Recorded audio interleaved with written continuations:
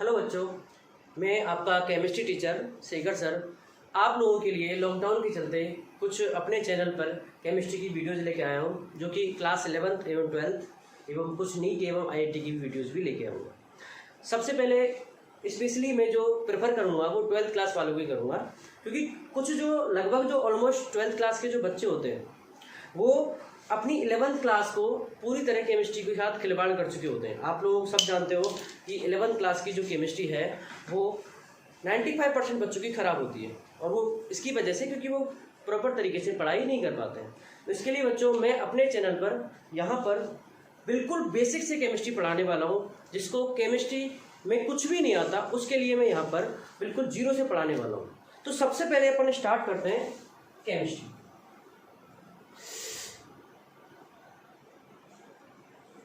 देखो बेटा, इस चैनल पर मैं आपके लिए हिंदी व इंग्लिश दोनों मीडियम्स की वीडियो लेके आऊँगा, और इसमें जो है मैं आप लोगों के लिए लेक्चर्स की जो वीडियो आएंगी वो हिंदी और इंग्लिश के मीडियम के वाले बच्चों के लिए सेपरेट आएंगी, और जितने भी बेसिक कंसेप्ट होंगे केमिस्ट्री के उन सभी की वीडियो आपको कॉमन रहेंगी। मतलब मैं हिंदी व इंग्लिश दोनों मीडियम को समझाने में प्रेफर करूँगा। ठीक है बेटा, तो देखो सबसे पहले केमिस्ट्री, जिसका हिंदी में मीनिंग होता है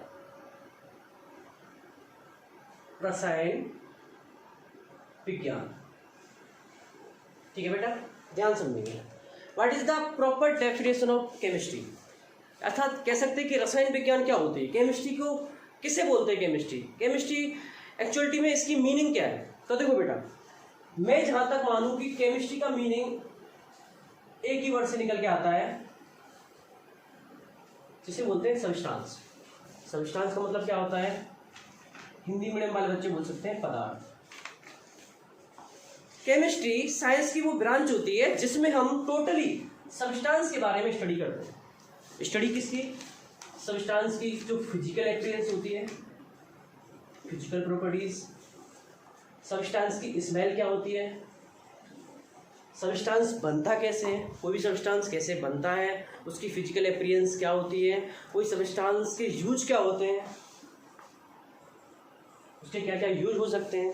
तो ये सारी जो चीज़ें हैं वो हम केमिस्ट्री में पढ़ने वाले हैं। कोई भी पदार्थ है वो बना कैसे, बनने के बाद वो दिखता कैसा है, दिखने के बाद उसकी क्या क्या प्रॉपर्टीज हो सकती हैं, उससे क्या क्या और बनाया जा सकता है, उस पदार्थ के या सब्सटेंस के क्या क्या यूज हो सकते हैं, अर्थात वो किस काम के लिए वो यूज किया जा सकता है। तो ये सभी टोटली जो हम नॉलेज लेते हैं वो लेते हैं हम केमिस्ट्री में। ठीक है बेटा, तो ये तो भाभी आपकी प्रॉपर केमिस्ट्री। अब सबसे पहली बात जो यहाँ पर निकल के आती है,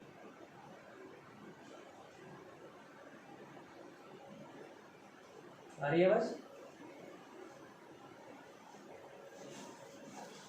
सबसे पहले जो यहाँ पर बात निकल के आती है sir, types of chemistry. Chemistry कितने टाइप की होती है। तो बेटा मैं आपको बताता हूँ, यहाँ पर केमिस्ट्री जो टाइप जनरली बहुत टाइप की होती है, लेकिन मेनली जो यहाँ पर मैं टाइप डिस्क्राइब करने वाला हूँ उनको ध्यान से समझिए। सबसे पहला टाइप इसका जो होता है वो आपको पता है इनऑर्गेनिक केमिस्ट्री।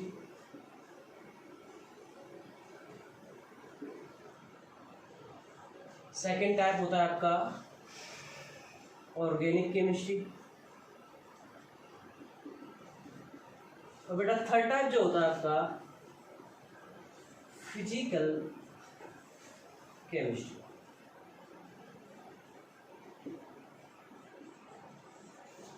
ठीक है बेटा, अब आप लोगों को मैं एक चीज बताना चाहूंगा बेटा, कि ये जो तीन टाइप की केमिस्ट्री है वो हमें 11th और 12th क्लास में पढ़ते हैं।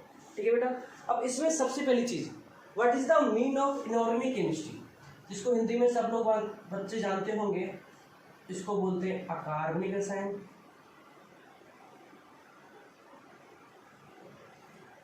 इसको बोलते हैं कार्बनिक रसायन।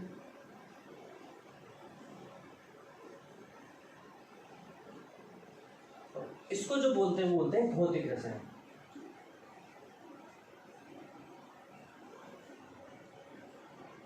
तो बेटा अब यहाँ पर हम इन केमिस्ट्रीज की डेफिनेशन इनके वर्ड से समझेंगे, इनके नाम में ही सब कुछ छुपा होता है। देखो बेटा, सबसे पहले हम ऑर्गेनिक केमिस्ट्री की बात करें, कार्बनिक, मतलब इस पूरी केमिस्ट्री में कार्बन और जितने भी उसके यौगिक होते हैं, समझ लो ना, जितने भी उसके कंपाउंड्स होते हैं उनके बारे में स्टडी करेंगे। ऑर्गेनिक केमिस्ट्री टोटली आपको कार्बन और कार्बन के कंपाउंड्स के बारे में बताती है। टोटली स्टडी इसमें कार्बन्स के बारे में होगी।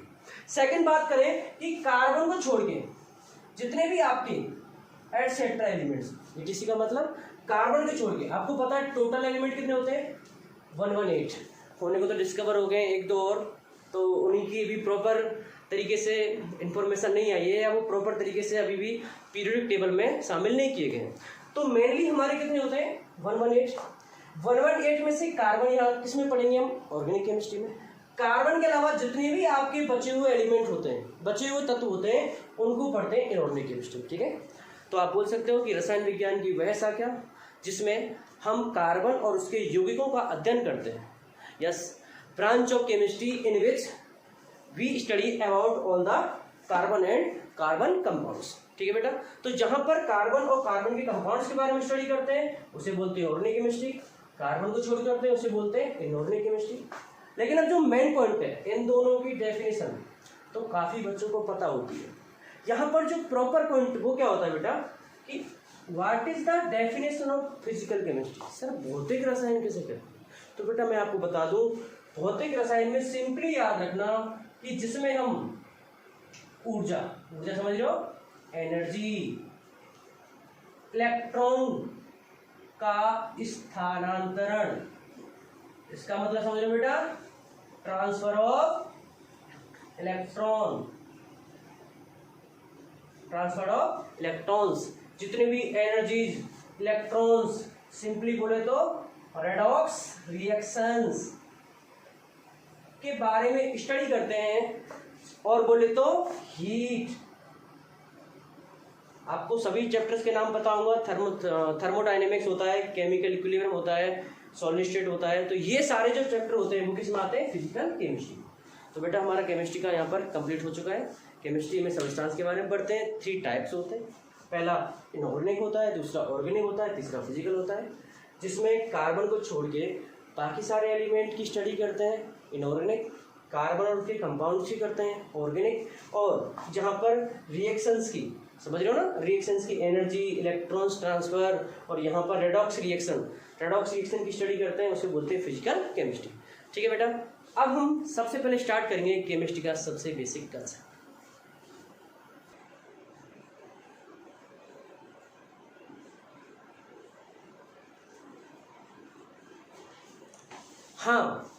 हाँ तो बच्चों, आपका सबसे पहले मैं फर्स्ट बेसिक कंसेप्ट लेके आया हूँ जिसे बोलते हैं हम बॉन्ड। अब आप लोगों ने 11th 12th 10th क्लास से केमिस्ट्री पढ़ते आ रहे हो, तो आपने इस वर्ड को आराम से ध्यान से सुना होगा। हिंदी मीडियम वाले बच्चे इसे क्या बोलते हैं, बंद बोलते हैं। देखो बेटा, मैं आपसे पूछूं बंद क्या होता है, what is the proper definition of bond, तो आप लोगों में से 95% जो बच्चे हैं वो बोलेंगे सर इलेक्ट्रॉन्स की जो शेयरिंग से बनता है उसे बॉन्ड बोलते हैं। या बहुत से बोलेंगे हिंदी मीडियम वाले बच्चे सर इलेक्ट्रॉन्स जो आपस में स्थानांतरित करते हैं, आदान प्रदान करते हैं, उससे बॉन्ड बनता है। तो बेटा मैं आपको बता दूं, ये वाली जो डेफिनेशन है वो प्रॉपर डेफिनेशन नहीं है, क्योंकि ये वाली डेफिनेशन 10th लेवल तक थी। अब आप 11th और 12th लेवल में आ गए हो, इसलिए आपको प्रॉपर डेफिनेशन का सीखना बहुत जरूरी है। चलो तो बात करते हैं बॉन्ड की। What is the proper definition of bond. तो बेटा मैं आपको बता दूं, आप लोग अच्छे से जानते हैं, कोई भी एक एटम होता है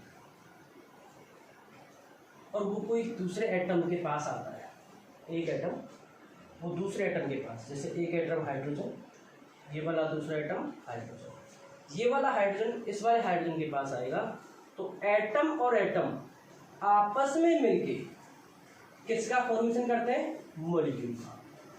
मतलब क्या बनेगा यहाँ पर H2। एटम को सबको पता होगा, हिंदी मीडियम वाले बच्चे क्या बोलते हैं, परमाणु।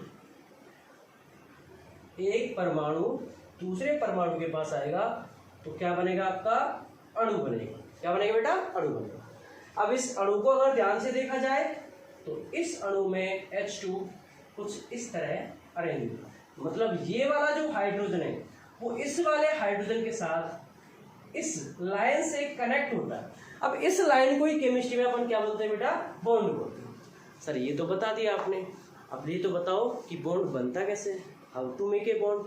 प्रॉपर तरीके से बताओ कि सर बॉन्ड का फॉर्मेशन हुआ कैसे। तो बेटा सबसे पहले आप स्टार्ट करते हैं बॉन्ड के फॉर्मेशन की बात। तो ठीक है बेटा, इसके लिए नेक्स्ट चलते हैं।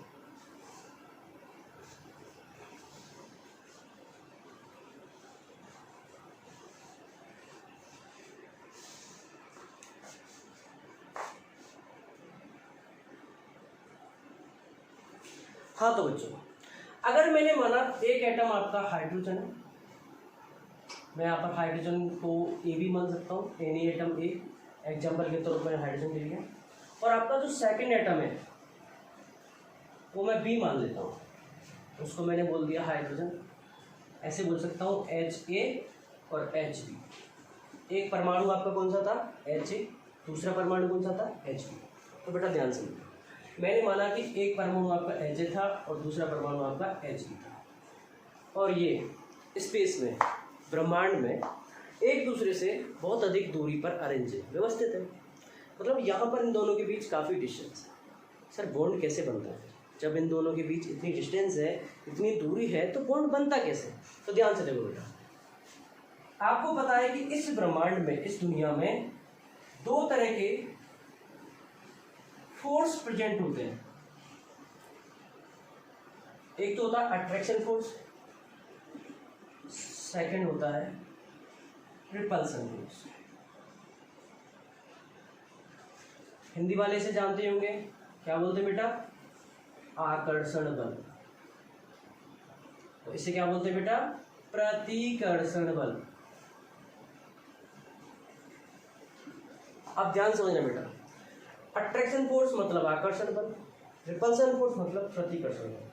आप लोग 10th क्लास तक ये पढ़ के आए हो कि आकर्षण बल या अट्रैक्शन फोर्स का काम क्या होता है, किसी भी चीज को पास लाने में।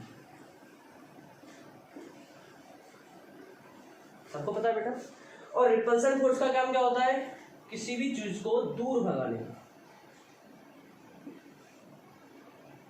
मतलब ये तो है, वो लव का साइन होता है, पास आते हैं, और ये जो है लड़ाई का साइन होता है, हेट का, वो दूर जाता है। ठीक है बेटा, अब ध्यान समझते हैं।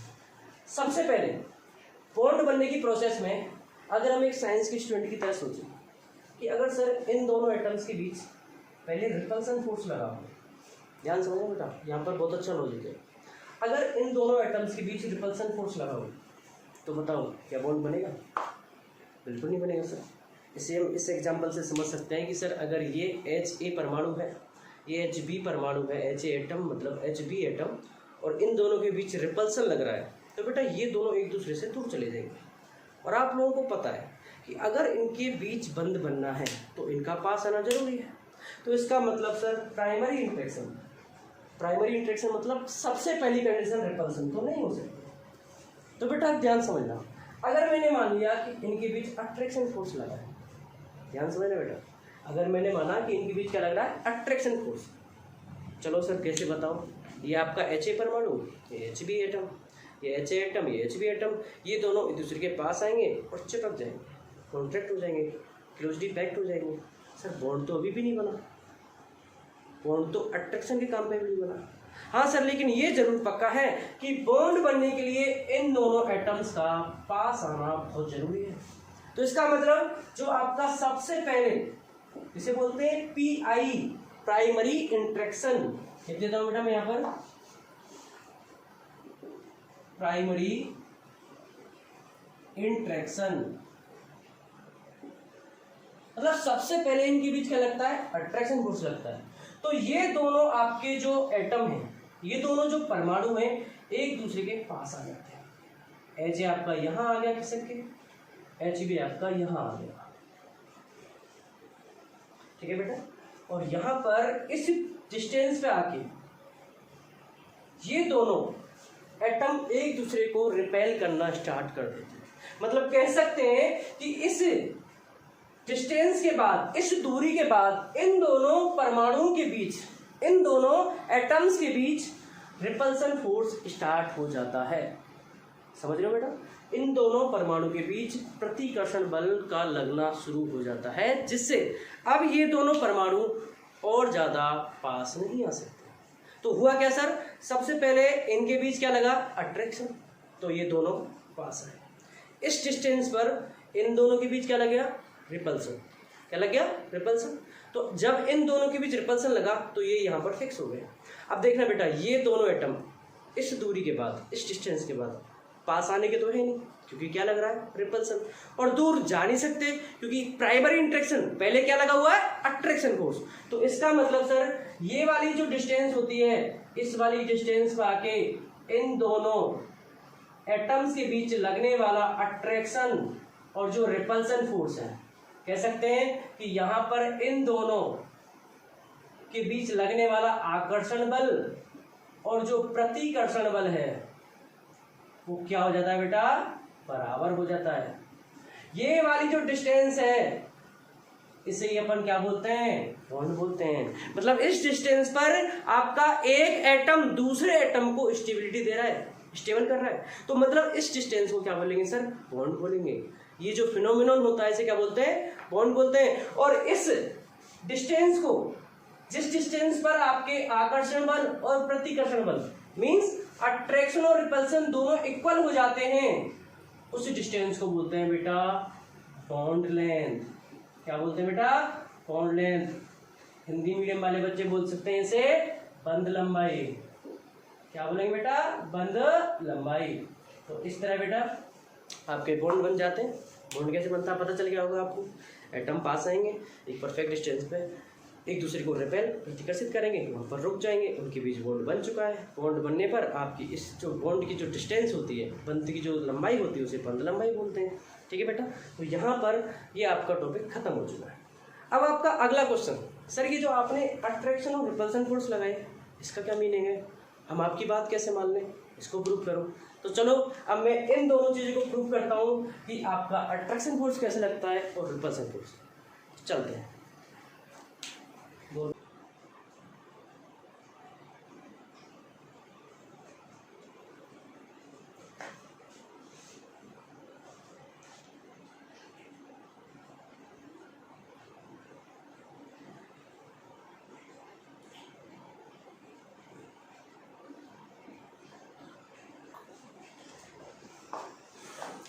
हाँ तो बेटा अब हम यहाँ पर जो चीज़ हमने बोली थी अट्रैक्शन और रिपल्सन फोर्स की, तो उसको प्रूव करेंगे। तो देखो बेटा, मैंने माना ये आपका एच परमाणु था, एच एटम था, ये आपका एच नंबर का सेकंड टाइप का एटम था।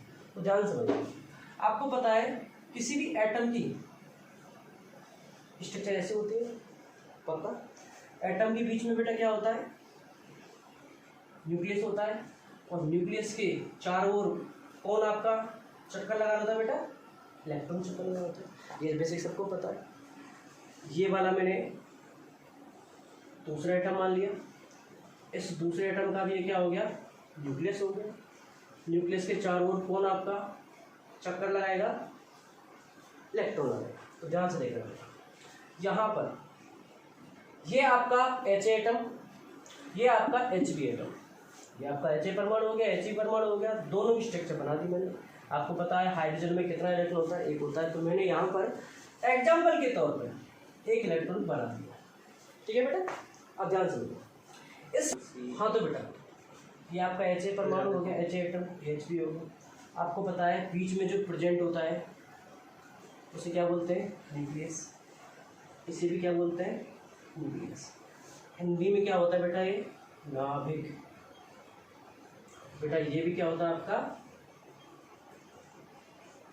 नाभिक होता है।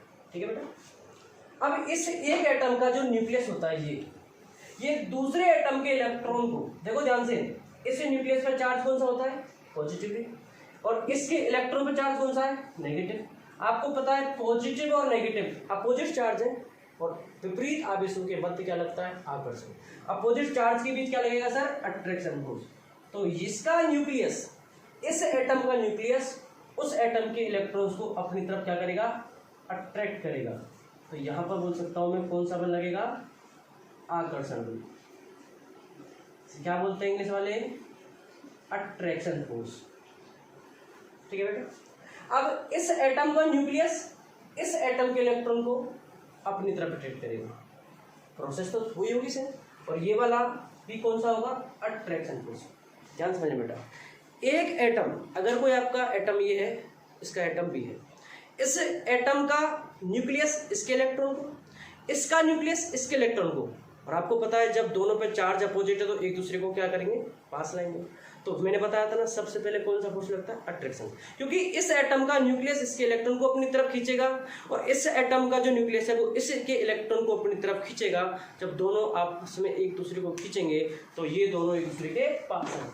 लेकिन एक परफेक्ट डिस्टेंस, वो दूरी ध्यान रखना जहां पर मैंने बताया था कि दोनों एटम एक दूसरे से फिक्स हो जाते हैं, लेकिन एक परफेक्ट डिस्टेंस पर इस वाले एटम का जो न्यूक्लियस होता है वो दूसरे वाले एटम के न्यूक्लियस से क्या करता है, रिपल्सन फोर्स लगाता है। मतलब बोल सकते हैं प्रतिकर्षण बल लगना स्टार्ट हो जाता है। दोनों एक दूसरे के पास आए, पास आने पर यहाँ पर इसका न्यूक्लियस का नाभिक इसके न्यूक्लियस इसके नाभिक को क्या करता है, प्रतिकर्षित करता है। मतलब यहाँ पर पॉजिटिव, ये भी पॉजिटिव, तो ये एक दूसरे को क्या मारेंगे, धक्का मारेंगे, तो इसके इलेक्ट्रॉन को भी क्या करेंगे, प्रतिकर्षित करेंगे। ये तो बहुत बड़ी अच्छी बात हुई। पहले तो आपके एटम्स जो हैं वो न्यूक्लियस इसके इलेक्ट्रॉन को, इसका न्यूक्लियस इसके इलेक्ट्रॉन को अपनी तरफ खींच रहे थे। जब इनका काम निकल आया तो यहाँ पे आके इन दोनों के न्यूक्लियस धक्का मार रहे हैं, इन दोनों के एटम्स के इलेक्ट्रॉन भी धक्का मार रहे हैं। तो मतलब पहले तो पास आए फिर धक्का मारना स्टार्ट कर दिया। तो ये जो डिस्टेंस है इन दोनों के बीच की जो डिस्टेंस बनी उसको क्या बोलते हैं, बॉन्ड बोलते हैं। और इस जो बॉन्ड जिस डिस्टेंस पे आपके आकर्षण और प्रतिकर्षण जिसके अट्रैक्शन और रिपल्सन फोर्स इक्वल हो जाते हैं उसे मैंने बताया था क्या बोलते हैं, बॉन्ड लेंथ। क्या बोलते हैं बेटा, बॉन्ड लेंथ। तो ये इस तरह यहाँ से प्रूफ होता है कैसे दो एटम्स के बीच बॉन्ड बनता है। पहले अट्रैक्शन फोर्स लगेगा, देन रिपल्सन। तो पहले इसका काम होता है फिर इसका काम। तो ये आपका कौन सा नंबर का हो बेटा, फर्स्ट नंबर का। ये कौन सा हो गया, सेकंड नंबर। जब भी आप लेक्चर देख रहे हो तो आप अपने हाथ में पेन कॉपी लें, पेन कॉपी लेके जो मैं बता रहा हूँ उसको साथ साथ करते चलो। आप इसका स्क्रीनशॉट ले सकते हो।